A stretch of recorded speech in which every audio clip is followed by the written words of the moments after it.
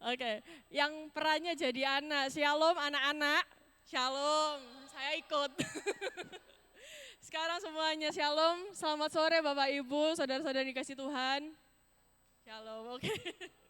Ya senang sekali ya bisa hadir di sini, berkumpul di sore ini dalam rangka memperingati bulan keluarga. Jadi selamat datang di seminar bulan keluarga yang berjudul Orang Tua versus Anak Zaman Now.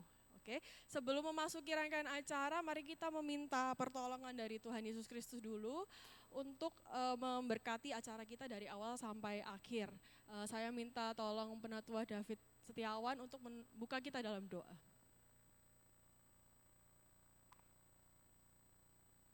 Mari kita berdoa. Bapa dalam surga, kami sungguh bersyukur atas berkat dan pertolongan Tuhan dalam kehidupan kami masing-masing, sehingga pada petang hari ini kami dapat datang untuk mengikuti seminar di tempat ini. Ya Tuhan, kiranya Engkau menolong setiap kami untuk boleh memahami setiap hal yang akan disampaikan, dan kiranya itu dapat kami terapkan di dalam kehidupan kami, di tengah pergumulan kami bersama keluarga kami. Kiranya Engkau yang menolong, juga Pak Heri di dalam menyampaikan prinsip-prinsip kebenaran firman Tuhan, kiranya itu sungguh dapat membangun jemaat-Mu di tempat ini, dan kami sungguh dapat menikmati berkat Tuhan pada petang hari ini. Kami serahkan Tuhan, seminar kami pada malam hari ini sepenuhnya hanya ke dalam tangan kuasa dan pertolongan Tuhan. Di dalam nama Tuhan Yesus kami berdoa dan mengucap syukur. Amin. Terima kasih Pak David. Ya, judul atau tema hari ini tadi ya, orang tua versus anak zaman now. Jadi kita hari ini akan belajar dari berbagai perspektif gitu ya, perspektif orang tua, perspektif anak, mengenai mungkin kan ada selisih yang banyak gitu ya, gapnya, selisih zaman yang berbeda. Jadi kita akan belajar masing-masing peran tentunya didasarkan dalam prinsip firman Tuhan yang benar dan yang baik gitu. Lalu sebelum memasuki penyampaian materi, mari kita menyanyikan satu lagu untuk mempersiapkan hati kita dalam menerima materi dan firman Tuhan hari ini. Mari kita merendahkan diri, membuka hati dan pikiran kita, khususnya dalam peran kita sebagai keluarga, supaya kita menjadi satu sesuai dengan kerinduan Tuhan. Mari kita menyanyikan lagu Jadikan Kami Satu.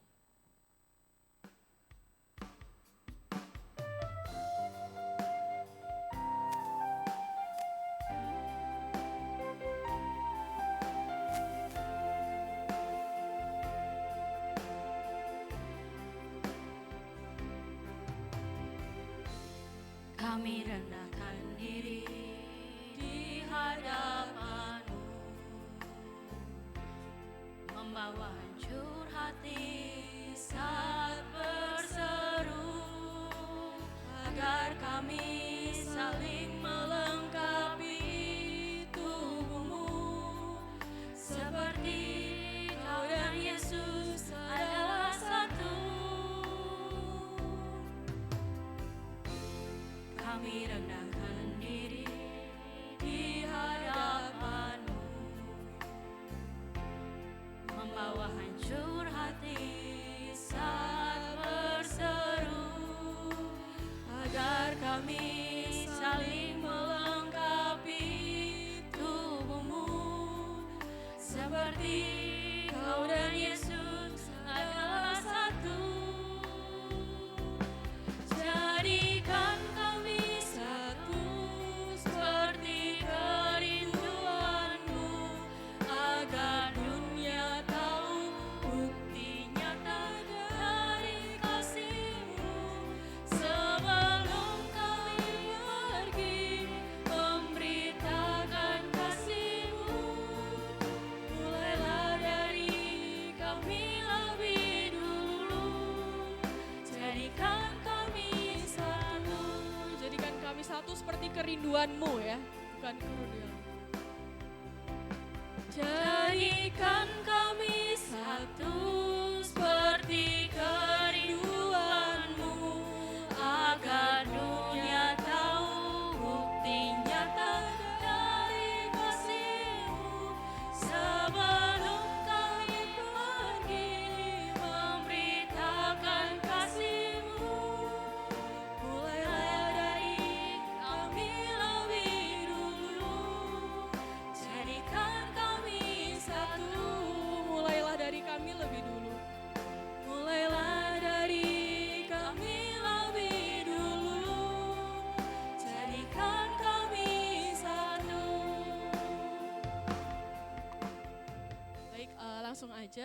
pemateri hari ini adalah Pendeta Samuel Heri Santoso. Beliau saat ini sedang melayani membentuk pelayanan Adel Post Ministry ya Pak ya, yang fokusnya adalah bagaimana tiap anak-anak Tuhan mengalami dan menikmati Tuhan Yesus Kristus di dalam kehidupan pribadinya. Begitu juga mungkin itu secara personal, kita juga bisa membantu secara keluarga gitu ya nanti. Silakan Pak Heri, waktu dan tempat dipersilakan.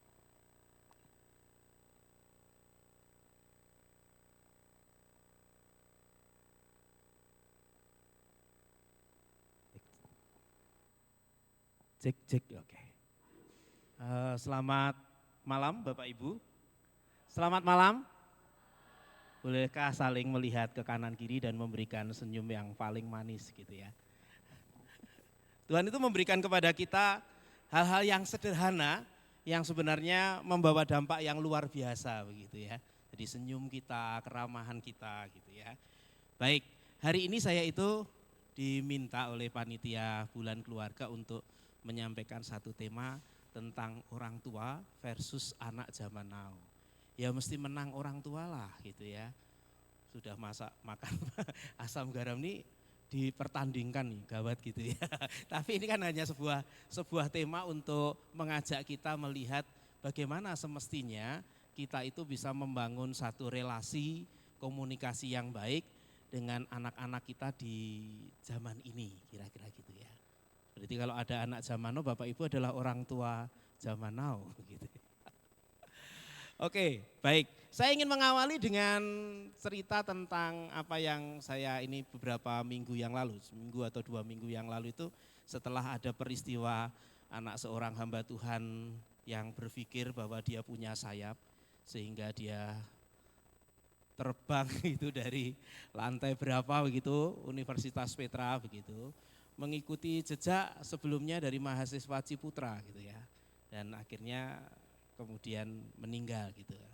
Setelah selang beberapa itu kemudian ada di Yogyakarta, ada mahasiswi juga, orang Kristen juga dari Kalimantan, dia juga mengakhiri hidupnya gitu ya di kos. Dan kemudian satu lagi pada saat saya diajak berbincang teman itu mahasiswa Untar, mahasiswi ya Untar Jakarta. Nah teman saya mengatakan begini, lembek ya anak zaman sekarang. Gitu. Saya mengatakan enggak juga. Saya rasa tergesa-gesa untuk mengatakan bahwa pada masa kini itu lembek karena banyak yang bunuh diri. Nanti Bapak Ibu boleh searching Google. Kira-kira ketika saya masih mahasiswa saat itu berarti saya itu di tahun 2007. 2007 itu belum masuk zaman now. Dan di Singapura, Jepang, banyak anak SMA yang mengakhiri hidupnya dengan bunuh diri. Nanti juga searching lebih lama lagi begitu ya, koran-koran lama gitu kalau saudara bisa ke Monumen Pers gitu ya. Monumen Pers itu ada ada semacam kayak bukan perpustakaan ya, kayak semacam tempat mereka itu membuat koran-koran yang lama itu bisa diakses gitu ya. Jadi kalau Bapak Ibu melihat berita-berita, karena kebetulan saya itu juga suka membaca waktu zaman masih koran itu Jawa Pos, Kompas. Sebenarnya namanya orang bunuh diri itu sudah dari zaman dulu. Namanya mahasiswa bunuh diri itu ya dari dulu. Jadi apakah benar anak saat ini itu lebih lembek daripada anak-anak pada zaman dulu? Apakah kemudian saat ini tuh kondisinya mereka lebih buruk daripada kondisi orang-orang di zaman kita? Saya rasa tidak ada penelitian yang bisa membuktikan hal itu. Karena sebenarnya di setiap zaman itu selalu saja ada anak-anak muda yang memang mengakhiri hidupnya. Karena anak-anak muda itu kadang-kadang tidak tahu apa yang harus dilakukan dan kadang-kadang tidak menemui pertolongan. Nah, tapi poin saya begini, kadang-kadang kita bisa terlalu cepat sebelum kita itu memahami, menyimpulkannya. Dan untuk itulah malam hari ini kita belajar tentang yang namanya anak zaman now itu seperti apa. Kita akan sekali lagi memohon pertolongan Tuhan. Terangilah hati dan pikiran kami ya Tuhan. Supaya kami tidak tersesat dengan pemikiran kami sendiri. tidak tersesat dengan pemahaman kami. Kami sungguh rindu Roh-Mu yang kudus Tuhan, bekerja di hati kami masing-masing ya Tuhan. Sehingga ketika kami semua belajar tentang bagaimana membangun relasi dan komunikasi yang baik di antara kami, para orang tua dengan anak-anak pada masa kini. Kami boleh ya Tuhan mengerti apa yang sesungguhnya Engkau kehendaki atas diri kami. Terima kasih ya Tuhan, berbicaralah, kami siap untuk mendengar. Di dalam nama Yesus Kristus kami berdoa. Amin. Kemarin saya memastikan kepada Ibu Titing ya, yang saya sangka anak muda begitu ya. Jadi WA itu saya balas Titing begitu. Ternyata sudah ibu-ibu minta maaf begitu. Karena tentunya kelihatan muda. Jadi, nah saya bertanya kepada Ibu Titing itu, ini nanti berarti pendengarnya ada anak-anak mudanya juga. Saya bilang, oh Ibu Titing kemudian memberikan jawaban, oh ada yang orang tua, ada yang ini, dan juga anak-anak pemuda remaja ini, malah pemuda remajanya tidak terlalu banyak gitu ya. Karena difokuskannya pada dua hal, yang anak-anak bisa bagaimana memahami orang tuanya, dan orang tua bagaimana memahami anak-anaknya pada masa kini. Nah kalau kita berbicara tentang anak zaman now, maka kita perlu menyamakan persepsi gitu ya. Nah itu sebabnya saya ingin mengajak kita, pertama ini nanti saya akan mengajak kita memahami sebenarnya anak zaman now itu karakteristiknya seperti apa, tantangannya seperti apa yang mereka perlukan dan sedang diusahakan oleh pendidik-pendidik di dunia ini untuk mereka. Dan setelah itu saya ingin mengajak kita baru melihat bagaimana sebenarnya saya itu harus mensingkapi semua itu, baik saya sebagai anak maupun saya sebagai orang tua. Nah karena keterbatasan waktu, walaupun saya itu sudah membuat tentang yang boleh dilakukan dan jangan dilakukan sebagai orang tua dan sebagai anak, tapi itu nanti akan saya berikan dalam bentuk PDF untuk bisa dibaca sendiri begitu ya. Jadi saya sebagai suplemen, saya tidak akan mengarah kepada yang boleh dilakukan atau jangan dilakukan. Tapi saya ingin mengajak kita kepada hal-hal yang lebih dalam dan nanti kita bisa tanya jawab untuk hal-hal yang praktis begitu ya. Baik, saya mulai. Anak zaman now itu seperti apa toh sebenarnya? Tentu Bapak Ibu sudah banyak memahami dari bacaan-bacaan atau ini ya. Tapi saya ingin mengajak kita melihat siapa sih anak zaman now itu gitu ya. Saya tidak melihat pada umurnya, tapi melihat pada yang terjadi di sekitar kita. Apakah baterainya habis gitu. Sepertinya baterainya habis. Ya. Oke. Itu dibantu aja, dibantu.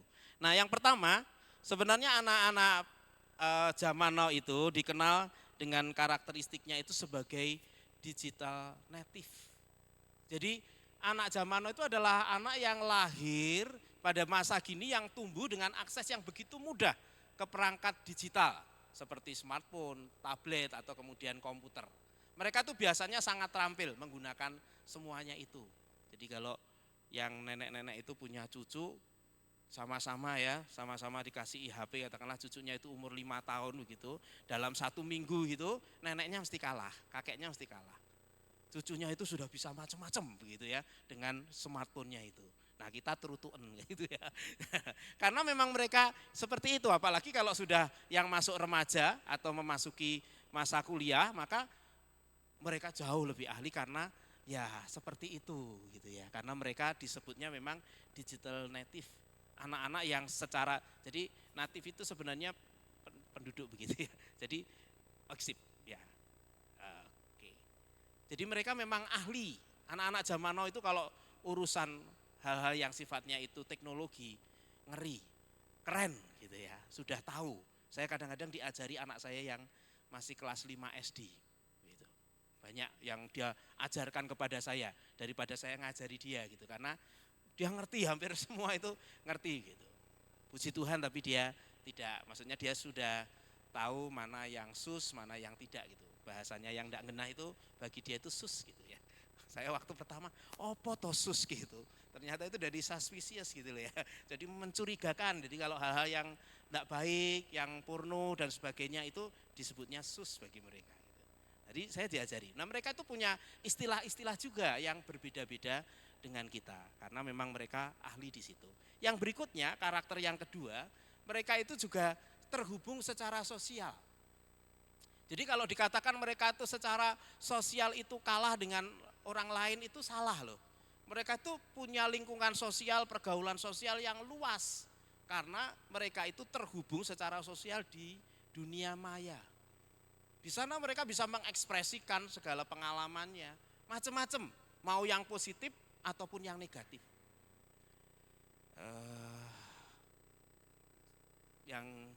Yang positif itu banyak ya, artinya mereka bisa membangun kolaborasi, menghasilkan sesuatu. Misalkan hari ini itu saya suka kopi gitu ya.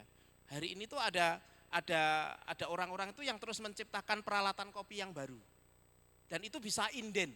Artinya, nih saya punya proyek nih ya, mau invest enggak? Nanti kalau proyeknya udah jadi, dia ngasih cetak birunya. Nanti kalau sudah jadi, kami kasih kamu satu. Jadi itu padahal yang buat katakanlah di Cina, nanti itu bisa terhubung dengan yang di Australia atau di Amerika. Jadi mereka itu memang punya satu terhubung secara sosial tapi besar gitu ya. Jadi jangan dibilang mereka itu enggak ini gitu. Jadi secara sosial mereka itu terhubung, mau lewat itu Instagram, TikTok atau YouTube atau platform-platform yang lain. Kalau di dunia musik itu ada yang jalur normal, terus kemudian ada yang indie. Nah itu kalau Instagram, TikTok, YouTube itu kan normal ya, mainstream. Tapi yang indinya juga banyak loh. Dan jangan dikatakan itu terus kemudian ada yang negatif, memang negatifnya wah mengerikan gitu ya. Kalau kita bilang negatifnya mengerikan di dunia maya. Tetapi yang positif itu juga sangat banyak gitu ya. Terus karakteristik yang ketiga, yang namanya anak zaman now itu juga cepat di dalam mendapatkan informasi. Karena mereka tinggal ngeklik aja mendapatkan informasi yang luar biasa. Apalagi dengan perkembangan sekarang, terakhir ini ada berita sudah 2 kali atau 3 kali saya membaca, Google itu mulai ditinggalkan. Orang mulai ke AI, karena memang AI itu luar biasa. Jadi sangat seperti profesor gitu ya, karena dia itu menyerap banyak pengetahuan, kita minta apa saja, termasuk bahan sebagian yang saya berikan kepada saudara itu saya dibantu oleh AI loh. Saya belajarnya dari AI loh. Saudara mau cari apa, mau menyampaikan seperti apa itu banyak sekali dan dia mempelajari kita. Jadi sekarang kalau saya bertanya kepada GPT ya, saya suka GPT AI, itu nanti saya itu diberi, walaupun pertanyaan saya itu tidak lengkap, saya diberikan jawaban lengkap sebagaimana yang pernah saya minta. Misal nih, saya pernah menanyakan bagaimana pola pembangunan hidup rohani orang Kristen menurut Anglikan, menurut Reform, menurut Injili, dan menurut karismatik. Satu hari saya hanya menanyakan begini kepada, bagaimana penyembahan yang benar menurut Reform. Tapi kemudian dia tidak hanya memberikan saya tentang Reform, tapi dia juga siapkan kemudian ada yang dari Injili, ada yang dari karismatik. Kenapa? Karena dia membaca pola saya. Pasti nanti saya akan minta ini lagi, minta itu lagi. Karena setiap orang itu kan punya pola ya. Jadi dia tidak hanya ini. Nah, anak-anak zaman now itu lebih cepat dari kita. Saya terutuan masih belajar begini, tapi mereka lebih cepat. Anak-anak pemuda, anak-anak remaja, mereka itu kalau cari informasi cepat sekali. Hanya saja kadang-kadang yang berbahaya dari mereka adalah cepatnya informasi tidak didukung ketelitian akan informasi itu. Benar atau tidaknya informasi itu belum punya hikmat kira-kira di situ untuk membedakannya. Tapi kalau urusan cepat, mereka cepat gitu ya. Mereka cenderung memiliki rentang perhatian yang lebih pendek karena informasi yang mereka terima itu selalu cepat dan bervariasi. Itu sebabnya kadang-kadang ada psikolog yang menghubungkan hal ini, kenapa akhirnya ada orang yang berpikir pendek dan sebagainya. Nah, karena terbiasa cepat begitu sehingga tidak bernalar panjang atau tidak berpikir panjang.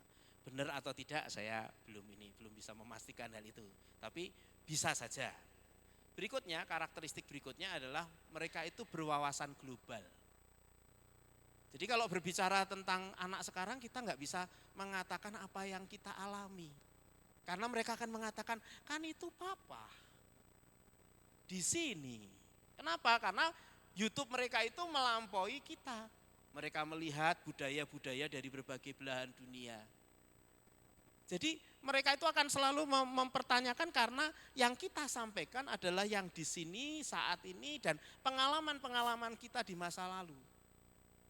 Sedangkan yang mereka lihat itu seluruh pengetahuan yang ada di seluruh dunia dan misalkan tradisi antara katakanlah saya nyuruh anak saya kamu salaman begitu, menghormati. Dia kemudian melihat di luar negeri enggak selalu begitu. Atau harus menyapa dengan Bu, Pak, begitu. Di luar negeri hanya nama saja, Jo, ya, tapi tidak mungkin yang luar negeri Jo, gitu ya. Hanya disebut nama tanpa embel-embel yang lain gitu. Nah wawasan mereka itu memang global. Jadi kalau kita itu hanya yang di sini, mereka itu sudah karena dengan teknologi yang terampil, mereka itu menjelajah seluruh dunia. Barangkali ada yang dipikir temannya Cooper, tapi setiap hari itu sebenarnya dia mau men-searching internet dan mencari banyak. Cooper apa enggak dia? Susah ya. Karena kalau disebut Cooper bisa juga karena dia mungkin agak kagok bersinggungan dengan temannya. Tetapi sebenarnya dia menguasai banyak pengetahuan loh. Padahal dulu fungsi bergaul itu kan menambah wawasan. Betul ya? Jadi Cooper apa enggak ya gitu ya. Karena kalau itu berbicara tentang mendapatkan wawasan, mereka wawasannya udah banyak loh. Hanya tidak terampil nanti ada di bagian tantangan. Jadi anak-anak zaman now itu tahu banyak. Itu sebabnya kadang-kadang mempertanyakan saudara, mempertanyakan bapak ibu, kakek nenek, beberapa itu apalagi begitu ya. Bukan karena mereka itu enggak sopan atau karena mereka sendiri bertemu antara fakta yang kita sampaikan dengan fakta yang ada di seluruh dunia ini tidak selalu selaras. Jadi kalaupun kita itu sebenarnya dilahirkan pada masa gini, saya ini sekarang berarti umur 48 tahun begitu ya, disebut sebelum milenial gitu ya, mungkin X gitu ya. Nah, saya kalau jadi anak zaman sekarang, mungkin saya juga akan melakukan hal yang sama. Karena ada ketidakselarasan antara yang disampaikan papa mamaku dengan yang aku dapati di internet. Karena yang papa mamaku itu di lokal, di Indonesia saja. Sedangkan yang saya dapati di seluruh dunia. Nah, kalau orang tua tidak memahami, nanti dianggapnya anaknya itu tidak sopan atau kemudian agak kurang ajar. Padahal bukan. Mereka sedang dalam pencarian yang benar yang mana. Nanti di bagian boleh dilakukan atau jangan dilakukan yang saya nanti bagikan begitu di PDF, Bapak Ibu bisa melihat di situ. Bagaimana kita dalam berkomunikasi, dalam menolong mereka sehingga enggak salah begitu ya. Itu hal-hal yang sifatnya praktis. Karakteristik berikutnya, selain mereka itu berwawasan global, mereka itu kreatif dan inovatif. Kita aja yang kadang-kadang yang tua itu tidak mau mempercayai mereka. Karena kita udah terbiasa. Padahal anak-anak itu, mereka itu mendapatkan pengetahuan, wawasan dari berbagai tempat. Sedangkan kita itu hanya mengikuti apa yang biasanya begitu aja. Dan kita memang kekurangan informasi juga. Di zaman kita orang tua, kita mengakses itu kalau enggak melalui buku, ya melalui ceramah seperti ini. Nah sedangkan mereka itu mengakses banyak pengetahuan. Apalagi yang hari-hari ini mereka bersentuhan dengan AI. AI itu luar biasa. Mau tanya apa saja, saudara bisa dapatkan. Mau gambar apa saja, kalau langganan untuk yang premium itu bisa. Mau buat film pun juga bisa. Karena begitu canggihnya. Jadi tidak ada yang tidak bisa dan anak-anak zaman now itu punya keterampilan untuk mengakses itu dan punya kecepatan belajar yang lebih cepat daripada kita. Karena mereka digital native, terbiasa dengan hal-hal itu. Hanya saja kadang-kadang kita sekali lagi kurang mempercayai mereka. Sehingga seolah-olah mereka itu tidak pasif dan sebagainya. Gitu. Saya ingat anak saya perempuan itu kalau mau bantu mamahnya itu jangan gitu ya. Sehingga anak saya itu akhirnya tidak mau membantu mamahnya karena selalu jangan gitu. Nah, saya pikir anak-anak masa kini karena tidak diberikan kesempatan, kadang-kadang juga begitu. Males ah. Padahal sebenarnya mereka mungkin lebih kreatif dan inovatif dan berdasarkan penelitian memang begitu. Walaupun sekali lagi tentu ada hal-hal yang tetap memerlukan pendampingan ya. Jadi tapi kalau urusan kreatif, inovatif mereka oke. Tapi juga tidak selalu toh semua hal itu harus dikreasi dan diinovasi kan tidak harus toh ya. Kalau sudah bagus kan ngapain diinovasi? Berbahaya juga loh. Saudara misalkan berdasarkan rutin bisnis saudara sudah jalan baik, lah ngapain diusik-usik begitu ya? Kalau kan tidak selalu harus begitu. Nah itu situ kan diperlukan hikmat. Nah itu yang sebenarnya anak-anak zaman now itu nggak punya. Dan kengerian kan terjadi pada kita kan karena begitu. Itu jombo usik, tapi diusik gitu. Karena kreatif dan inovatifnya. Jadi ya memang mereka masih membutuhkan dukungan, membutuhkan pendampingan, hikmat, ruang, mana yang memang perlu dikreasi, mana yang harus tetap dibiarkan. Karena tidak semua hal itu harus dikreasi ya. Kalau sudah oke saja ngapain harus di-create ulang gitu kan ya. Berikutnya, karakteristik dari anak zaman now itu cenderung mencari pengakuan. Maksudnya bagaimana?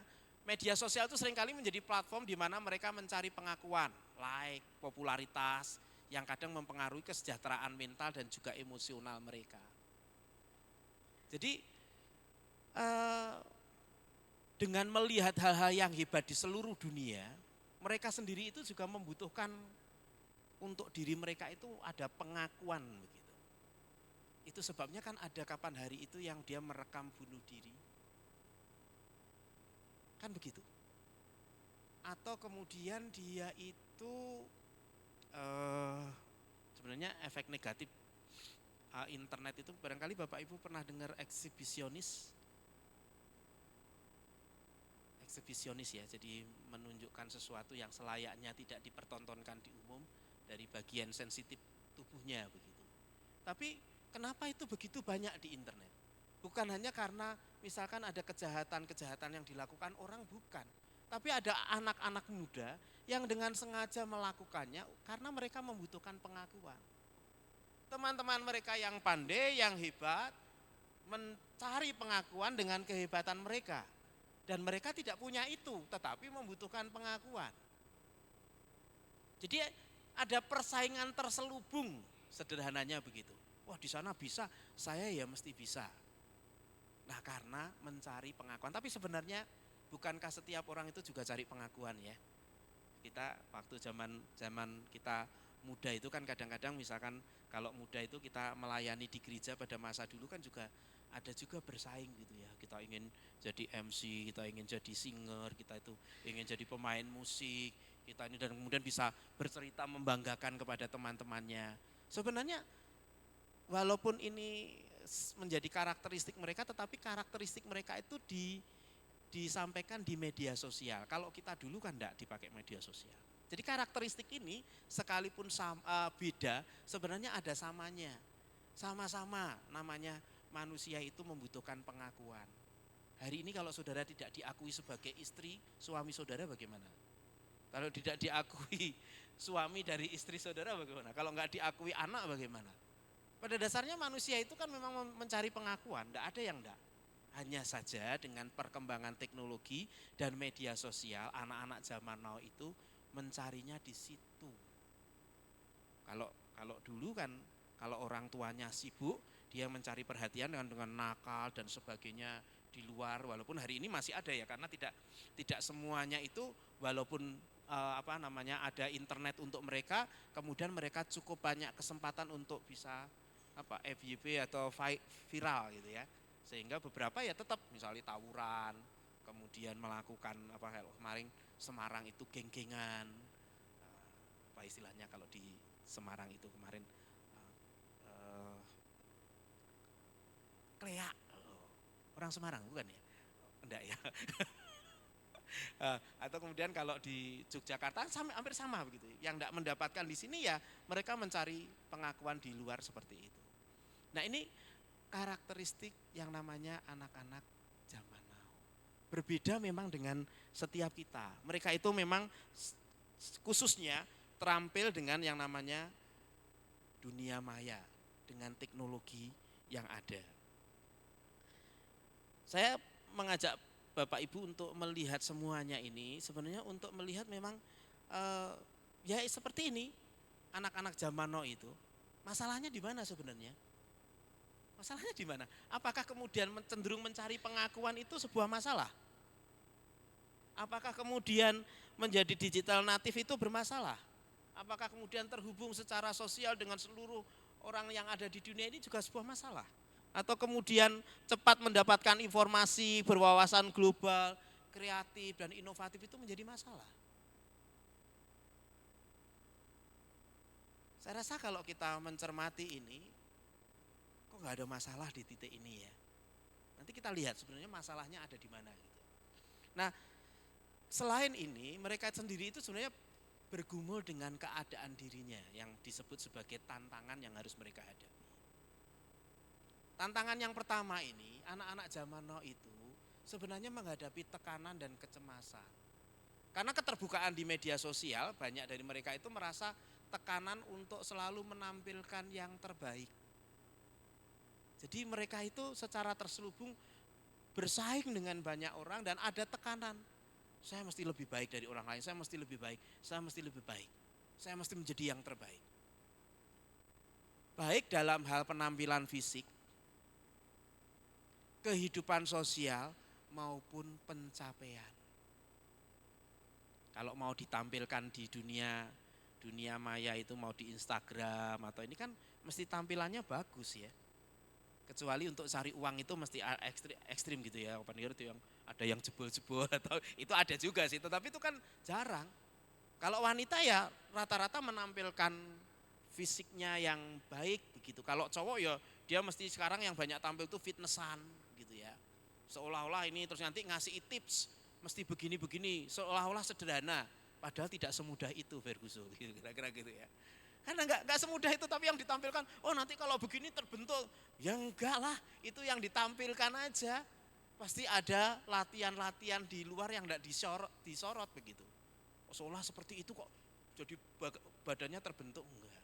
Yang laki-laki begitu, yang perempuan nanti begitu supaya nanti juga misalkan di-endorse oleh kosmetik dan sebagainya.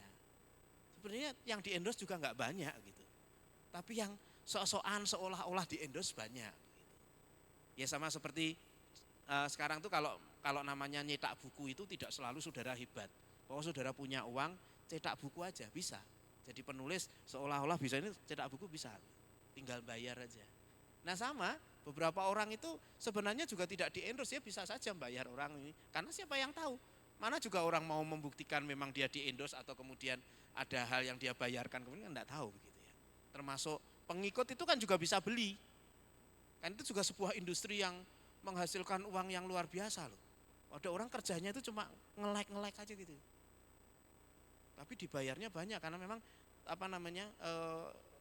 istilahnya itu permintaan untuk menambahkan like itu banyak. Jadi ada orang yang bekerja di dunia seperti itu memang. Nah, itu menimbulkan tekanan sebenarnya. Bukan hanya bagi orang yang kemudian menampilkan di media sosial loh, tetapi bagi orang sendiri yang dia melihat, yang melihat itu loh. Kan banyak toh, yang melihat kan juga banyak anak-anak muda, yang melihat itu juga menjadi tekanan. Aku kok enggak bisa seperti laki-laki ini, aku kok enggak bisa seperti anak ini. Wah enaknya ya orang ini jadi orang kaya, aku kok enggak jadi kaya. Nah itu menimbulkan tekanan bagi anak-anak sekarang. Dan sebuah kecemasan. Apa aku akan hidupku baik? Apakah hidupmu? Dan merangsang banyak hal yang negatif pada diri anak-anak muda. Bisa stres pada dirinya sendiri. Bayangkan ya kalau mereka itu stres, teman-teman anak-anak masa kini itu, kemudian orang tua memikirkan bahwa anak-anak itu enggak benar, anak-anak zaman now itu negatif, sudah dalam kondisi seperti itu tidak ada bantuan dari orang-orang yang lebih dewasa. Bagaimana? Kasihan. Itu sebabnya luar biasa kalau gereja ini memikirkan seminar ini, tentu ending akhirnya adalah menemani anak-anak zaman now melewati masa hidup yang tidak mudah ini. Yang kedua, tantangan mereka itu adalah kurang interaksi tatap muka. Jadi meskipun banyak terkoneksi secara online, Anak zaman now itu kurang dalam keterampilan sosial tatap muka. Jadi terampilnya itu di dunia maya. Tapi kalau sama orang lain belum tentu dia bisa bersosialisasi dengan baik secara tatap muka. Jadi lihainya itu berkenalan di dunia maya. Tapi kalau sudah ketemu tatap muka ngobrol itu susah. Bahkan mungkin kalau zaman dulu ya, misalkan Bapak Ibu yang sudah lebih berusia, kalau naik kendaraan umum kan enggak mungkin diem ya, mesti coba cari kenalan ngobrol. Kalau sekarang enggak, dia pasang headset gitu ya. Nanti kalau saudara mau ketemu fenomena itu, pergi ke Manahan. Itu nanti Bapak Ibu lihat itu kan yang berlari. Kalau zaman dulu ya, tapi saya enggak tahu ya. Tapi kalau di tempat saya zaman dulu gitu ya, di alun-alun atau dimanapun mau nonton wayang atau apa, kalau nonton itu sebenarnya adalah waktu untuk ketemu orang, kenalan dengan orang lain. Tapi kalau sekarang, mungkin dulu kalau orang olahraga di Manahan itu juga bukan hanya sekedar olahraga, tetapi cari kenalan. Kalau sekarang enggak, pokoknya itu sudah dipasang headset, begitu sudah dia lari nanti dengan ngukur ini, selesai ya nanti pulang. Walaupun ya masih ada sebagian yang bersosialisasi. Saya suka basket, saya juga basket di Manahan gitu ya. Saya kenalan dengan orang, tapi motornya itu orang seusia saya gitu ya. Jadi saya itu mainnya sama anak-anak, beberapa anak muda gitu, mahasiswa. Kadang-kadang juga anak dari pondok pesantren ya, pondok pesantren dari itu mereka lagi turun begitu kalau hari Jumat apa ya. Nah terus tapi nanti itu yang ngompori itu bukan mereka loh. Yang ngompori itu ada 2 orang yang usianya sama dengan saya, 48, 49 gitu ya. Ada 4 atau 5 gitu ya. Kita yang karena saya baru jadi, tapi mereka yang ayo main, kita main bareng-bareng begitu. Tapi kalau enggak kita panggil ya udah main aja, cuek aja mereka main, asik aja main basket sendiri. Nah yang selalu ngajak main itu ya generasi kami ini, karena taunya kalau dulu main ya pokoknya tanding begitu ya. Kalau mereka ya santai aja, enggak diajak tanding ya enggak apa-apa, dari awal sampai akhir ya dengan ring sendiri begitu. Tatap muka ya sepanjang yang dikenal aja, kalau mereka berdua ya ngobrolnya sama itu aja.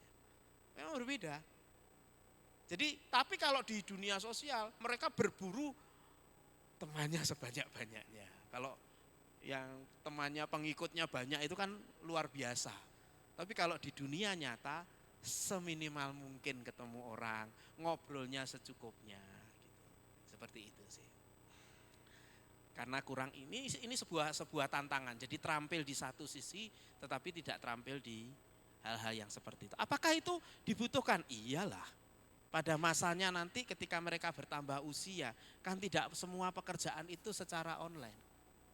Dan namanya manusia itu tetap punya kebutuhan loh, untuk kemudian bertemu dan sebagainya. Berikutnya, tantangan yang ketiga itu ketergantungan pada teknologi. Jadi kalau wifi mati, itu dunia kiamat. Sepertinya enggak bisa apa-apa. Loh kalau orang seperti kita ada masalah, kita tuh bisa menemukan sejuta solusi.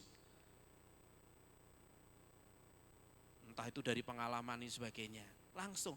Walaupun mereka itu kreatif, tapi kreatif dan inovatifnya itu di dalam kurungan. Selama saya bersentuhan dengan teknologi, saya kreatif dan inovatif. Tapi kalau enggak saya bingung begitu. Nah itu perbedaannya dengan kita.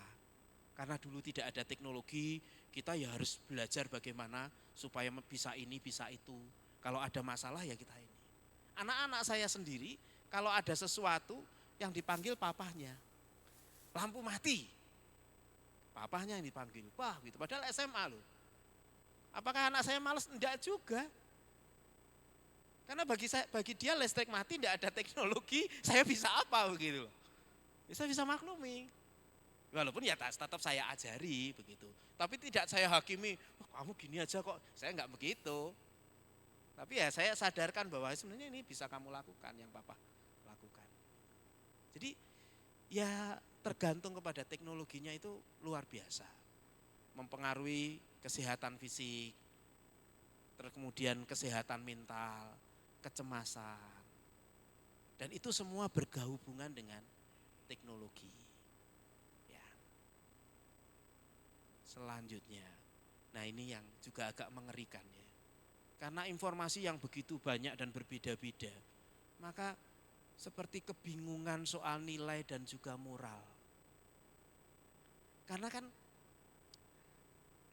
anak-anak itu mengakses begitu banyak di luar sana yang nilai, apalagi pada masa posmo ya, jadi semua itu benar. Semua benar menurut pandangannya sendiri, dari sisinya sendiri. Dan semua menyatakan sebagai benar. Itu sebabnya misalkan kita bisa dengan pasti mengatakan kalau bercerai itu tidak baik. Tidak benar. Tapi anak-anak zaman now tidak selalu begitu. Susah sekali kita mengatakan itu sesuatu yang salah. Kenapa? Karena di sana kalau salah, kenapa di sana banyak orang cerai? Katanya hidupnya susah, mereka tetap baik-baik saja kok. Jadi soal nilai, soal moral itu ngeri gitu ya. Kalau diperhadapkan dengan nilai-nilai tradisional, waduh. Kalau nggak percaya tanya sama Miss Lucy yang ngajar anak-anak SMA itu. Ngajari anak-anak SMA itu kan enggak gampang gitu ya. Enggak bisa memakai jurus lama yang diwarisi dari orang tua, Rais. Kita keras, dia juga bisa keras. Kenapa? Karena dia menganggap bisa benar. Dan kalau sudah benar ya sama seperti karakteristik manusia. Ada manusia-manusia itu yang kalau sudah benar tidak akan mundur, walaupun yang benar itu mungkin salah. Nah, beberapa anak juga begitu. Anak-anak muda masa kini begitu.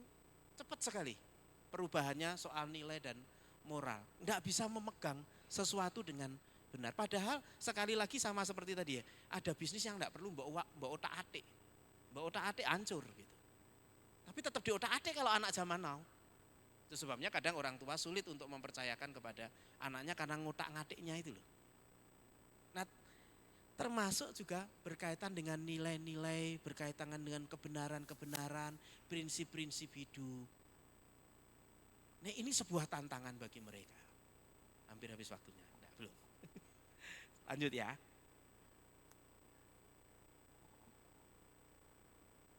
Kok habis lagi? Boleh diklik?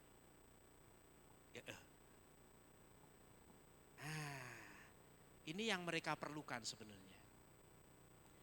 Yang diperlukan mereka itu sebenarnya dengan karakteristik mereka, dengan tantangan yang dihadapi, mereka itu perlu pendidikan karakter dan spiritual. Dulu, jangan dihilangkan dulu.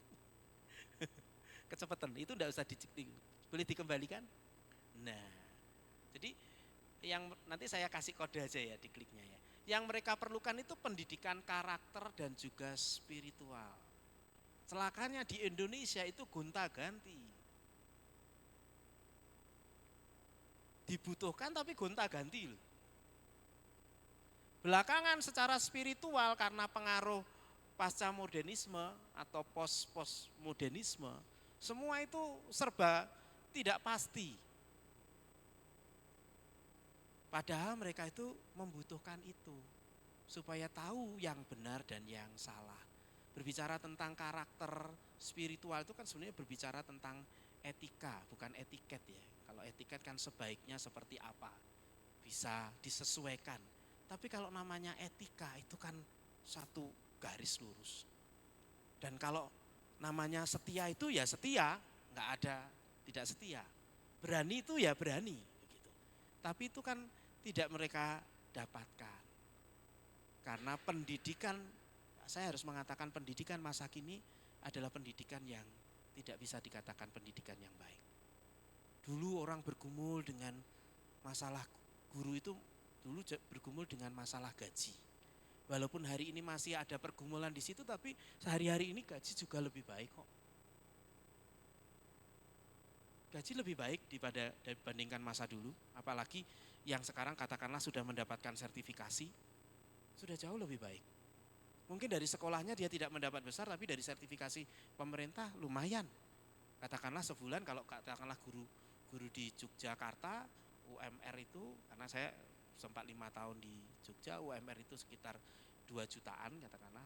Kalam Kudus itu memberikan, nyebut merek, yang di Jogja itu ya, Jogja itu memberikan katakanlah 2,1 atau 2,3 katakanlah, kemudian setiap bulan mereka masih dapat sertifikasi sekitar 1, jadi kan sebenarnya untuk hidup masih lebih dari cukup gitu ya untuk guru ini, karena kan dia juga punya suami sebagainya. Jadi lebih baik, tetapi tetap saja tidak bisa kemudian istilahnya gini, menghilangkan mental kurang kalau menurut saya, salah satunya ya. Jadi cukup pun akan dianggap tidak cukup karena bertahun-tahun. Itu masalah pada guru, dan sebenarnya masalah manusia sih. Manusia itu selalu merasa tidak cukup dan bergumul dengan itu. Nah, kalau sudah bergumulnya itu dengan itu dan bergumul pada dirinya sendiri, tentu tidak bisa melatih anak-anak. Dan tentu terpaan zaman di mana yang penting itu adalah diri sendiri. Bapak Ibu kalau lihat di mana, di Gramedia, buku-buku yang laris itu adalah buku-buku pengembangan diri. Manusia itu keteraraan pada dirinya kuat. Nah, padahal kalau kita mau mendidik anak zaman now, itu mesti keluar dari diri. Keluar. Atau diri tapi jadi teladan. Nah ini tanggung. Diri tapi tidak muncul-muncul keteladanan. Untuk keluar juga nggak bisa. Nah kasihan sebenarnya anak-anak zaman now. Padahal itu. Kalau kita bicara tentang spiritual, kalau kita tanya tentang keteladanan hidup orang Kristen pada masa kini dengan masa yang sebelumnya, saya rasa masa sebelumnya jauh lebih baik. Saya rasa saya tidak mengadakan survei. Buktinya apa? Zaman dulu orang-orang muda masih mau ke gereja. Hari ini anak-anak muda banyak yang keluar dari gereja. Dan salah satu hal yang besar yang dikatakan oleh anak-anak muda adalah mereka tidak tahan dengan kemunafikan.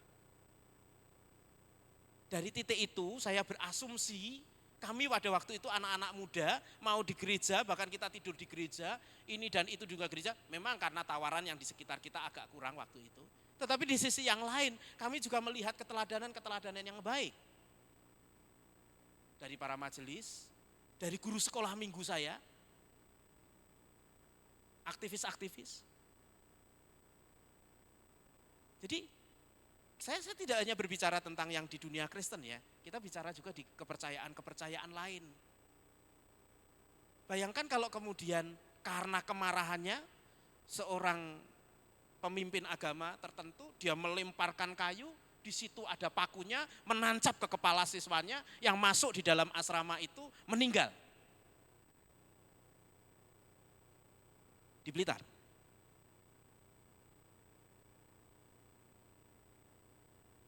Pendidikan spiritual seperti apa? Banyak contoh yang tidak bersesuaian loh antara yang diharapkan dengan kemudian dicontohkan oleh pemimpin-pemimpin atau kemudian orang yang terlebih dahulu berkecimpung. Mereka juga memerlukan panduan penggunaan teknologi secara bijaksana. Nah ini malah bersyukur karena sebenarnya pemerintah itu terus-menerus, kemudian para pendidik itu kalau teman-teman mencari panduan-panduan bagaimana, termasuk misalkan dokter Tirta ya, mungkin dokter Tirta itu ada mungkin ada rodok songong dan sombongnya gitu ya. Tapi saya senang ya karena dia beberapa kali ngasih panduan, misalkan jangan tidur malam. Sebab kalau malam itu nanti kamu begini. Loh itu baik loh maksud saya, dan itu banyak. Panduan yang seperti itu banyak. Tapi mau mendengarkan atau tidak nggak tahu. Jadi saya ketemu anak saya yang ini, loh nih kok kamu sinimu kok hitam. Dia dengan santai menyebut, iya ini namanya mata panda. Lu bukan mata pandanya itu yang saya maksudkan itu. Saya juga tahu kalau itu mata panda. Loh kamu itu tidur jam berapa kalau malam? Sering tak kamu? Ya tapi win-win solution sama dia. Ya kamu jangan sering-sering begitulah. Karena itu kan itu ya. Sekarang nanti kapan-kapan cari kosmetik loh. Kan enak toh. Kan saya nggak debat sama dia atau ngelarang dia. Saya ngasih solusi ya nanti kita cari kosmetik yang ini. Tapi di sisi yang lain saya juga punya permintaan. Ya ojo sering-sering lek pas ono PR wae. Karena dia memang tipe apa namanya? Kalau jam 9 ke atas itu jam hebatnya dia begitu. Tapi kan enggak bisa terus begitu kan? Nah, beruntung ada seperti itu. Tapi didengarkan apa enggak ini masalahnya gitu loh. Itu kan hampir sama seperti rokok itu buruk atau tidak gitu ya. Di informasinya yang ini begini, di informasinya pabrik rokok ya enggak begitu ya. Nah, sekarang itu yang berbahaya sebenarnya kan vape. Dan hampir anak muda, anak zaman now itu pakai semua. Kenapa? Karena artis-artis mudanya dengan santainya bawa vape. Kalau rokok itu kan kelihatan dan di siaran itu langsung dipotong. Tapi kalau vape gantung di sini, mana itu pernah sudah lihat itu? Misalkan katakanlah Happy Asmara dan sebagainya, itu kan pakai vape semua. Lah orang kan menganggap itu sesuatu yang biasa saja. Sekarang dijual dengan bebas saja. Padahal itu sama saja, merusak juga, merusak paru-paru. Nah, mau didengar apa enggak persoalannya begitu. Kemudian dukungan mengatasi tekanan sosial. Ini penting. Sama seperti kita. Kita kalau yang usia-usia ini ya, yang usia-usia, bukankah kita itu dulu waktu bertumbuh, waktu remaja, pemuda, kita itu kita namanya berhutang sama orang itu. Kalau kita enggak jumpa dia, mungkin hari ini kita enggak bisa seperti ini. Mungkin kalau enggak ketemu dia, kita enggak jadi pede. Faktanya adalah setiap orang yang beranjak dari remaja menjadi dewasa, itu butuh dukungan. Apalagi tadi saya mengatakan tekanan sosial anak-anak zaman now itu mengerikan gitu ya. Saya lihat waktu saya. Oke, masih ada. Saya lanjutkan beberapa hal ya. Ini 3 hal ini saya sampaikan supaya kita punya persepsi yang sama tentang anak-anak zaman now. Dan saya ingin mengatakan begini, walaupun ini karakteristiknya berbeda, tekanannya juga sama dengan yang tekanan, maksudnya setiap anak di zaman tertentu itu punya tekanan dan juga ada yang mereka perlukan, sama atau kita juga dulu memerlukan. Nah, saya ingin mengajak kita memikirkan sebenarnya gini, masalahnya itu sebenarnya bukan masalah, gimana cara ngomongnya itu gini. Kita itu kadang-kadang mempersoalkan yang bukan esensi menurut saya. Misal, kita memikirkan yang di situ tuh ada generasi sekarang itu dianggapnya sebagai generasi yang kurang bekerja atau kemudian lamban dan sebagainya ya. Itu kan sampai ada satu yang besar dipakai kalau nggak salah Grab atau Gojek saya. Di situ menunjukkan bahwa generasi sekarang ini generasi yang kurang gitu. Padahal kalau dipikir-pikir ya, dulu generasi pendahulu kita juga mengatakan tentang kita itu juga ada yang kurang. Yang saya tahu pasti aja ya, yang saya tahu pasti memang harus diakui bahwa generasi yang makin ke bawah itu tidak sekaya yang makin ke atas. Jadi generasi yang makin ke depan itu walaupun mewarisi dari orang tuanya, mewarisi juga untuk dihabiskan. Berbeda dengan sebelumnya mewarisi untuk dikembangkan. Sehingga kalau sekarang itu, katakanlah saya bicara tentang tahun 2007 ketika saya masuk di saat, itu banyak anak-anak muda di Surabaya itu yang masih mahasiswa, yang sudah jadi miliuner. Masih mahasiswa, tapi bukan warisan orang tuanya. Mereka kerja keras. Hari ini masih ada juga anak-anak muda dari zaman now itu yang kaya raya, ada juga. Tetapi secara mayoritas mengalami penurunan secara. Memang itu ada, tetapi kalau kita berbicara tentang generasi sekarang itu lebih buruk daripada generasi terlalu cepat menurut saya. Dan kalau kita mempersoalkan hal itu, sebenarnya kita tidak sedang mempersoalkan hal yang esensi. Karena esensinya bukan begitu. Setiap zaman itu punya pergulatan masing-masing. Setiap generasi itu punya pergulatan masing-masing. Nah, itu sebabnya hari ini saya alih-alih mengajak kita untuk melihat sebagai sebuah persoalan berkaitan dengan keadaan anak zaman now. Saya ingin melihat yang lebih dalam. Persoalannya itu sebenarnya bukan itu. Saya mungkin akan lebih sedikit menyampaikan tentang agak sedikit doktrinal atau sedikit lebih reform begitu ya. Kalau kita ingin menghadapi satu keselarasan di dalam hari-hari hidup kita bersama-sama dengan anak zaman now, Setidaknya ada 3 kesadaran yang kita perlukan. Pertama, kesadaran bahwa memang manusia itu rusak. Manusia itu rusak. Bukan anak zaman now itu lebih rusak dari kita, enggak. Kita dulu pun juga dianggap lebih kurang oleh para pendahulu kita. Karena memang semua orang itu sudah rusak. Kita selalu mengatakan sekitar kita, perkembangan zaman. Bukan. Yang rusak itu diri kita loh. Apalagi kalau kita pikirkan sebenarnya tidak semua orang itu hari ini disebut anak zaman now. Enggak. Ada berbagai tempat itu yang mengikuti tatanan orang tuanya dengan kuat. Ada beberapa anak yang dididik dengan sangat baik. Apakah mereka bisa disebut sebagai anak zaman now? Mereka bisa mengelola digitalnya dengan baik. Teknologinya dengan baik. Kita harus memahami persoalannya itu bukanlah persoalan perkembangan zaman atau persoalan yang ditimbulkan oleh anak zaman now, bukan. Dari zaman dulu sampai sekarang, namanya komunikasi, relasi antara orang tua dengan anak itu selalu bermasalah. Enggak ada yang enggak bermasalah. Bentuknya saja berbeda-beda, sesuai dengan perkembangan zaman dan sebagainya. Kalau dulu enggak ada orang ngerasani kemudian dilontarkan di medsos, enggak ada. Tapi ngerasani ada enggak? Ada. Membicarakan hamba Tuhan ada enggak? Ada. Membicarakan majelis ada enggak? Ada. Membicarakan aktivis ada enggak? Ada zaman dulu. Tapi kalau sekarang dengan teknologi disindir-sindir. Tapi sebenarnya esensinya sama toh. Kalau kita bicara tentang malas katakanlah, atau menganggap anak zaman now lebih malas.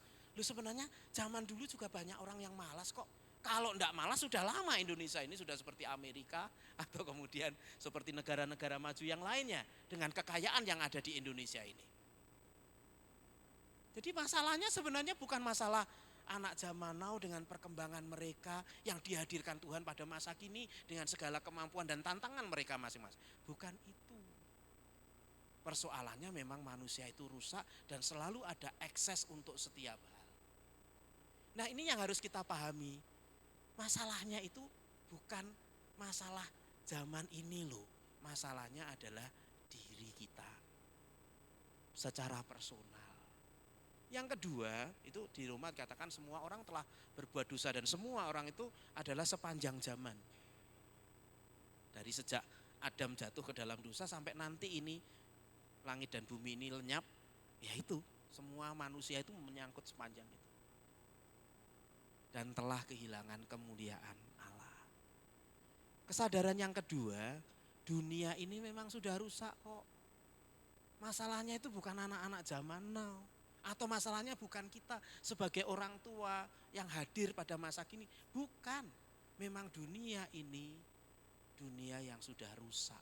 Bukan hanya manusianya yang rusak, dunianya juga sudah dunia yang rusak. Ada banyak hal yang baik, tetapi ada banyak hal yang tidak baik. Ada banyak hal yang membantu hidup manusia, tetapi ada banyak hal yang kemudian merusak kehidupan manusia. Sama setiap hari kebenaran itu dilakukan, demikian pula kejahatan itu ditumbuh kembangkan. Tinggal tunggu waktunya saja. Selama manusia masih terkungkung dalam kepengecutannya, dia tidak melakukan kejahatan. Kan kita tidak melakukan ini dan itu tuh bukan sekali, kadang-kadang kan bukan karena takut akan Tuhan, tapi karena takut resiko terhadap apa yang kita lakukan. Saya tidak yakin kemudian suami Kristen itu tidak selingkuh karena takut pada Tuhan, bukan. Kadang-kadang juga bisa tidak melakukannya karena dia tidak bisa menanggung risiko. Nanti kalau saya selingkuh bagaimana ini dan itu baik juga. Tapi kita tidak bisa mengatakan bahwa tidak selingkuh itu karena takut akan Tuhan, tidak selalu begitu. Karena pada dasarnya memang dunia ini sudah rusak, sistemnya orang tertahan karena kepengecutannya juga bisa. Jadi kejahatan itu hanya menunggu waktu saja. Mau diatur seperti apapun hanya sanggup mengurangi, tetapi tidak bisa menghilangkan. Palestina itu mau kapan? Gak selesai-selesai wong itu untuk cari uang kok. Kalau itu Palestina selesai, wah, dananya Amerika perang tidak akan keluar juga. Jadi akan selalu dihidupkan begitu. Perekonomian juga hidup karena itu. Kalau enggak coba sekarang kalau Palestina tenang-tenang saja, damai. Mereka tidak punya sumber daya alam seperti kita Indonesia yang penuh sumber daya alam, mau hidup dari apa? Atau mereka juga tidak punya keterampilan seperti Singapura yang menjadi persilangan dunia sepanjang zaman, sehingga walaupun tidak terlalu banyak tapi mereka bisa memegang inti-inti tertentu sehingga devisa kenegaranya begitu banyak. Coba kalau di Timur Tengah itu ini, ya kalau kemudian Arab katakanlah ya, itu banyak minyak memang. Tapi kalau yang di Israel dan sebagainya itu apa? Gak ada apa-apa loh. Ya dihidupkannya memang dengan perang. Itu juga bagian dari kejahatan kan sebenarnya. Saya hanya ingin mengatakan bahwa dunia ini memang dunia yang rusak. Sehingga segala hal itu memang tidak akan berjalan dengan baik. Relasi orang tua dengan anak sepanjang zaman ini juga memang tidak baik. Ada yang baik, ada yang tidak baik. Tapi kalau kemudian kita menuduhkannya, gara-gara ini zaman ini, anak-anak ini dengan teknologi, salah juga. Faktanya adalah memang kita terkadang tidak terampil untuk menjadi orang tua yang bisa mengadaptasi dengan berbagai yang terjadi di sekitar kita. Yang ketiga, bukan hanya manusia yang rusak, dunia yang rusak. Itu juga, maaf saya menyebutnya sebagai tanda petik ya, tanda petik ya. Saya harus saya kasih tanda petik itu ya. Kekristenan yang rusak. Kalau bagi kita yang ada di ini. Kita harus mengakui loh. Kekristenan yang Tuhan idamkan itu ya belum nyata benar loh. Di berbagai tempat ini. Katakanlah kalau kita bicara tentang kabar baik itu kan mestinya ya diwartakan terus, disampaikan melalui keteladanan hidup. Berapa banyak orang Kristen yang menjadi teladan, bahkan bagi keluarganya saja. Nah kalau teladan tidak muncul, bagaimana bisa menyampaikan kabar baik kepada dunia? Maksud dari sebuah persekutuan adalah saling memperhatikan. Tapi dengan berkembangnya zaman, persekutuan tidak selalu kemudian untuk orang lain, tapi mencari sesuatu untuk dirinya sendiri. Dan saudara bisa menambahkan hal yang lain yang sudah tidak berjalan dengan lancar. Salah satunya, kehidupan Kristen itu adalah kehidupan sehari-hari. Gereja adalah tempat untuk mendidik orang bertumbuh di dalam Tuhan. Tetapi gereja bukanlah pusat kehidupan kekristenan. Pusat hidup Kristen itu adalah sehari-hari 24 jam di tempat saudara masing-masing membangun hidup. Saat teduh itu adalah saat sebuah latihan untuk dekat dengan Tuhan. Tapi dekat dengan Tuhan itu adalah sepanjang hari. Tapi bukankah ada banyak hal yang kemudian disampaikan, dilakukan itu berbalikan. Contoh yang saya sering menggunakan ini. Saya tidak menyinggung aliran tertentu begini. Karena ditekankan sedemikian rupa, seolah-olah saya itu merasakan kehadiran Tuhan kalau saya melakukan pujian penyembahan. Lu betul di dalam pujian penyembahan itu Tuhan hadir. Tetapi saudara itu punya akses yang terbuka lebar, kapan saja saudara datang kepada Tuhan, tidak perlu pujian penyembahan. Karena untuk itulah Yesus itu datang. Supaya setiap saat orang bisa akses kepada Tuhan. Nah kalau yang diajarkan orang mesti pujian, penyembahan, baru merasakan kehadiran Tuhan. Merasa Tuhan hadir, iya mungkin. Tapi sebenarnya kehadiran Tuhan itu adalah kita bisa setiap saat datang kepada Tuhan. Contoh lain lagi, orang berdoa mesti tutup mata. Padahal doa yang sesungguhnya adalah komunikasi setiap saat dengan Tuhan. Saudara tidak perlu tutup mata untuk berdoa. Tapi bukankah yang sering diajarkan seperti itu? Saya memahami bahwa ketika kita datang ke rumah Tuhan, kita mesti menghormati, menghargai. Saya dibesarkan dalam tradisi Pantai Kosta di mana kekudusan itu ditekankan. Saya setuju. Orang di rumah Tuhan harus menghormati segala sesuatunya. Tapi saya juga harus mengatakan, sebenarnya bait Allah itu adalah diri kita. Yang sepanjang 24 jam itu, kita juga harus menjaganya. Supaya tidak jatuh di dalam dosa dan sebagainya. Itu jauh lebih penting daripada menjaga kudusnya sebuah ibadah di dalam gereja. Saya setuju Pak Tong mengusir orang yang sembarangan dalam ibadah. Jadi ada banyak hal yang, tetapi saya kasih tanda kutip ya. Nah hal itu sebabnya saya sepakat dengan Paulus, memang kita harus menguji diri terus. Nah, 3 hal ini saya sampaikan kepada setiap kita karena saya ingin melihat gini, masalahnya itu bukan masalah pada zaman now.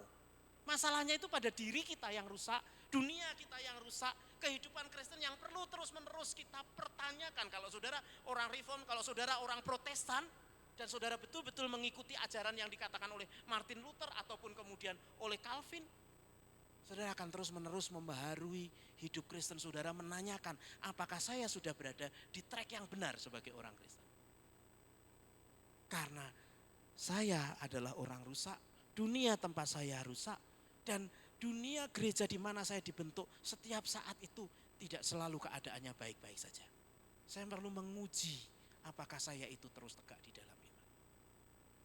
Jadi masalahnya sekali lagi saya tekankan bukan masalah zaman now. Bukan. Di sepanjang zaman selalu ada seminar seperti ini juga dulu diadakan begitu ya. Karena kesenjangan bagaimana yang orang tua memahami yang muda. Diadakan. Dan akan selalu berulang kalau kemudian kita tidak melihat yang prinsip. Prinsipnya adalah dunia ini yang rusak, saya yang rusak. Kekristenan yang harus terus-menerus kita kritisi. Jangan-jangan kita seperti yang hari-hari ini seperti zamannya dulu Khalil Gibran. Stoplah, jangan berdoa lagi. Sebab Yesus yang kamu cari sudah tidak ada di sini. Diucapkan Khalil Gibran mengenai gereja. Karena Yesus yang dicari oleh Khalil Gibran tidak ada di gereja. Bisa terjadi karena zaman Khalil Gibran itu kekristenan mengalami kesuaman. Nah, itu sebabnya perlu terus-menerus ini. Nah, sebagai solusi Bapak Ibu, saya menyebutnya sebagai solusi hati. Bagaimana kita itu bisa membangun satu relasi komunikasi yang baik. Sekali lagi untuk nanti tips and triknya, saya nanti bagikan melalui PDF, Bapak Ibu bisa membaca bagaimana kita di dalam beberapa bagian berelasi dengan anak-anak pada zaman now. Tapi saya ingin memberikan prinsipnya supaya hal itu bisa dilakukan dengan baik.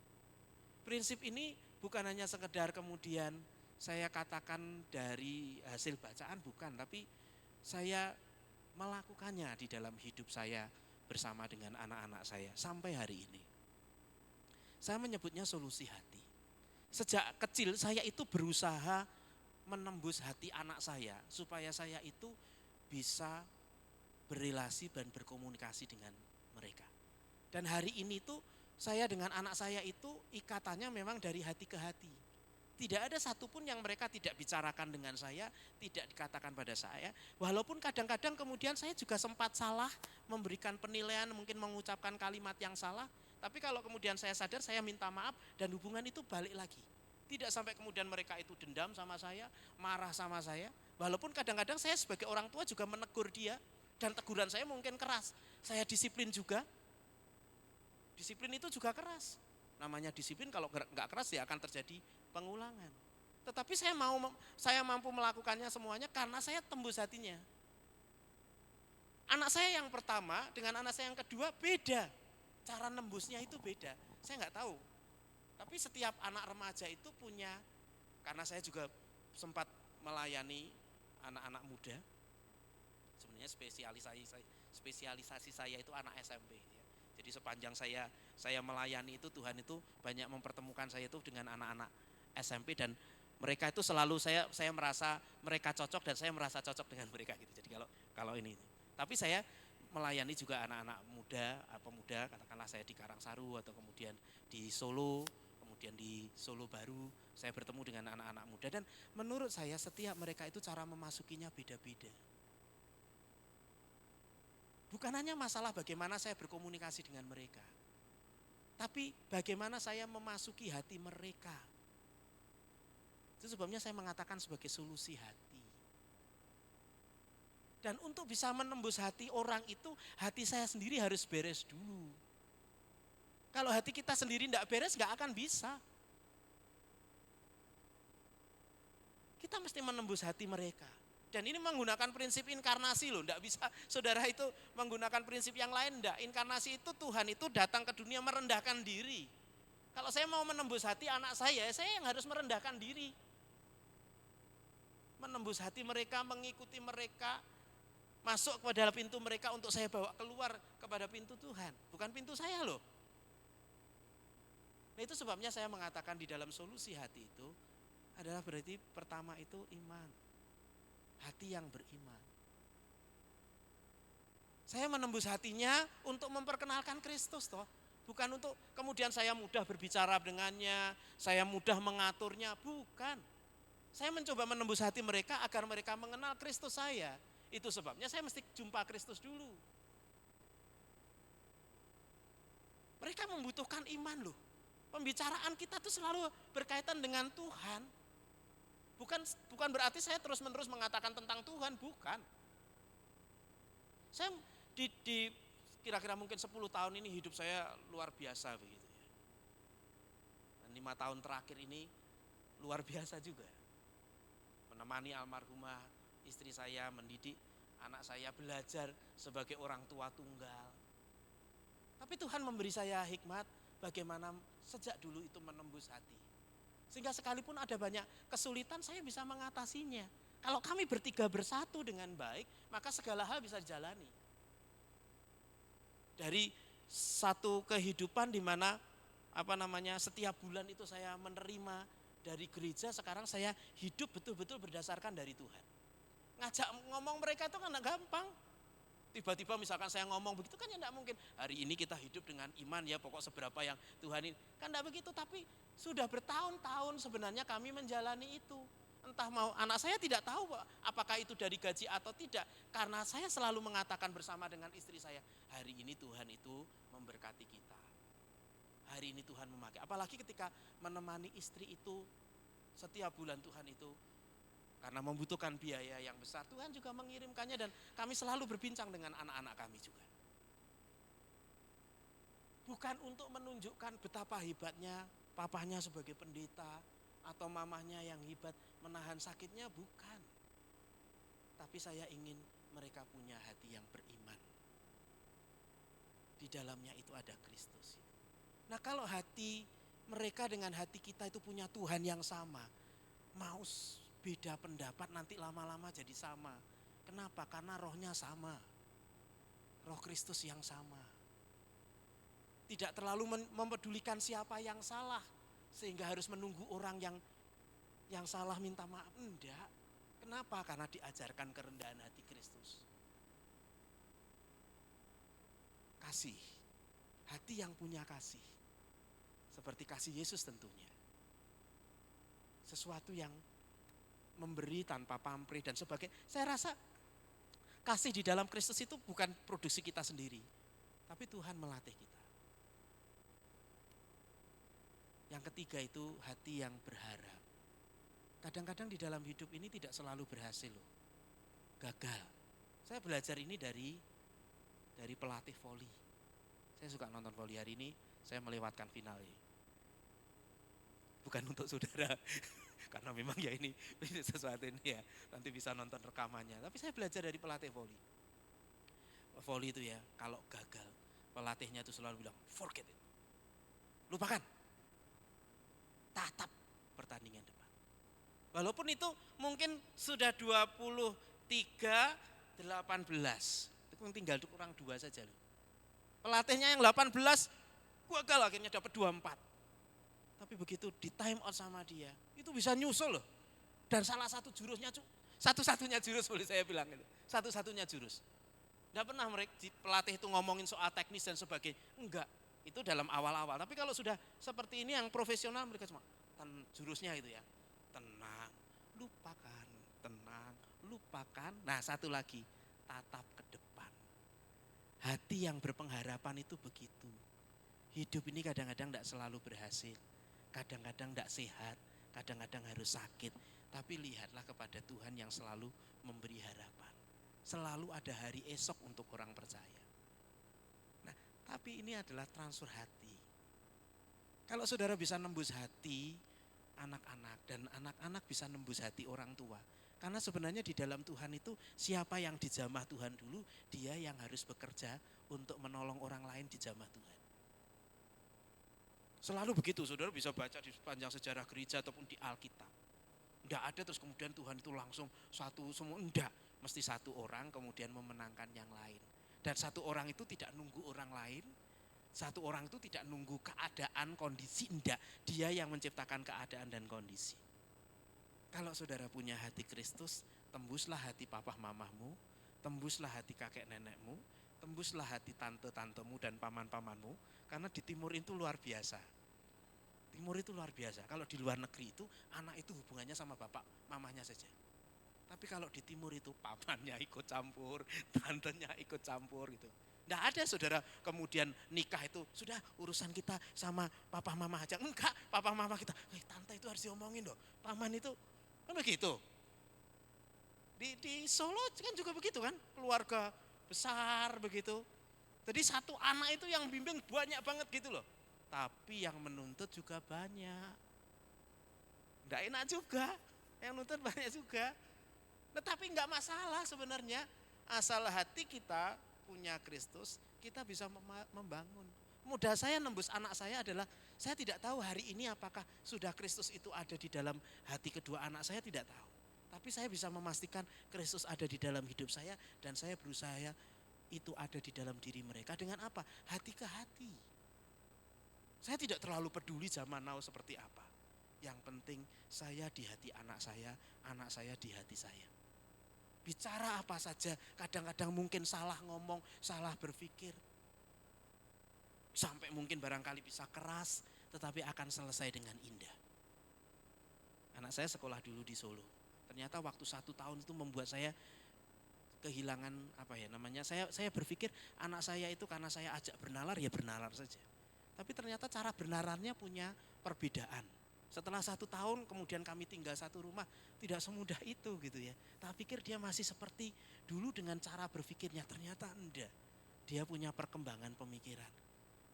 Sempat duel dan sebagainya. Tapi akhirnya ketemu hal yang sama. Apa yang membuat ketemu sama? Karena dia tidak pernah berpikir bahwa papahnya akan mencelakai. Dan saya juga tidak pernah berpikir anak saya akan melakukan sesuatu yang tidak baik. Dari mana itu? Karena kami berrelasi dari hati ke hati. Tapi bukan sekali lagi hati kita, mesti hati yang dibaharui oleh Kristus. Soal saudara tidak mungkin saudara akan bisa membagikan iman saudara, membagikan kasih saudara, hidup yang berpengharapan itu kalau bukan Kristus yang memimpin saudara. Sebagai penutup saya ingin mengatakan begini. Waduh. Sesamamu hanya memerlukan hatimu yang sudah kamu berikan pada Kristus Tuhan. Saudara bisa mendapatkan wawasan macam-macam tentang anak zaman now.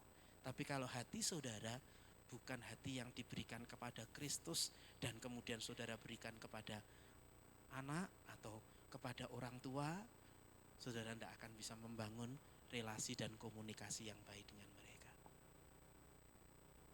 Zaman now tidak akan menjadi masalah kalau hatimu sudah engkau berikan kepada Kristus dan engkau berikan kepada anak zaman now atau orang tua zaman now. Sampai di sini penjelasan saya kembalikan kepada molor ya.